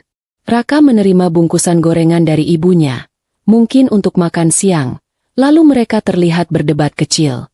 Ibu Ratna menunjuk-nunjuk wajah Raka dengan jepit gorengan, mungkin sedang menyalahkannya atas nasib buruk mereka, atau mungkin marah karena Raka minta gorengan gratisan terus. Pemandangan itu begitu menyedihkan sekaligus melegakan di saat yang bersamaan. Inilah potret keluarga yang hancur karena kesombongan mereka sendiri. Aku menurunkan kaca jendela mobil sedikit, membiarkan udara dingin dari dalam mobilku menyapa panasnya udara luar. Entah bagaimana, Ibu Ratna menoleh. Matanya yang cekung bertemu dengan mataku yang tertutup kacamata hitam. Dia ternganga. Mulutnya terbuka. Tangannya yang memegang sutil penggorengan gemetar. Dia mengenali mobilku. Dia mengenali wajahku. Ada tatapan penyesalan, rasa malu, dan permohonan yang campur aduk di matanya. Raka ikut menoleh, dan saat dia melihatku duduk nyaman di kursi belakang mobil mewah, bahunya merosot jatuh. Dia hanya bisa menunduk, tidak berani menatap mata wanita yang dulu dia sia-siakan. Pak Ujang, sopirku, melirik dari kaca spion tengah. Itu mantan keluarga ibu ya? Mau saya bunyikan klakson biar mereka minggir, Bu? Tanyanya polos. Aku tersenyum tipis dan menggeleng pelan. Tidak usah, Pak. Biarkan saja. Mereka sedang menjalani hukuman seumur hidup dari pengadilan karma. Kita tidak perlu ikut campur. Nanti malah tangan kita kotor kena minyak jelantah. Lampu lalu lintas berubah hijau. Jalan, Pak. Perintahku. Mobilku melaju pelan meninggalkan mereka yang tertinggal di belakang, tertutup debu dan asap kendaraan. Aku tidak menoleh lagi ke belakang. Buat apa? Masa lalu biarlah tertinggal di spion. Di depan sana, masa depan yang cerah dan rekening bank yang semakin gendut sudah menungguku. Aku menarik napas panjang, mengisi paru-paruku dengan rasa kebebasan yang manis. Pelajaran hari ini sungguh berharga. Jangan pernah menilai buku dari sampulnya, apalagi kalau sampulnya sengaja dibuat jelek hanya untuk mengetes mentalmu. Dan satu lagi, jangan pernah menghina istri sendiri, karena bisa jadi dia adalah pemilik gedung tempatmu berpijak, secara harfiah maupun kiasan. Langit sore Jakarta terlihat indah sekali hari ini, berwarna jingga keemasan seperti warna emas batangan di brankasku. Aku, Saraswati Cendrawasih, akhirnya menutup buku dongeng, Upik Abu Palsu, ini dengan akhir yang bahagia. Bahagia untukku tentu saja, bukan untuk mereka. Dan kalau dipikir-pikir, hidup ini memang adil. Aku dapat kebebasan dan kekayaanku kembali, dan mereka mendapatkan apa yang paling mereka butuhkan selama ini, pelajaran tentang kerendahan hati yang disajikan hangat-hangat lewat gerobak gorengan pinggir jalan.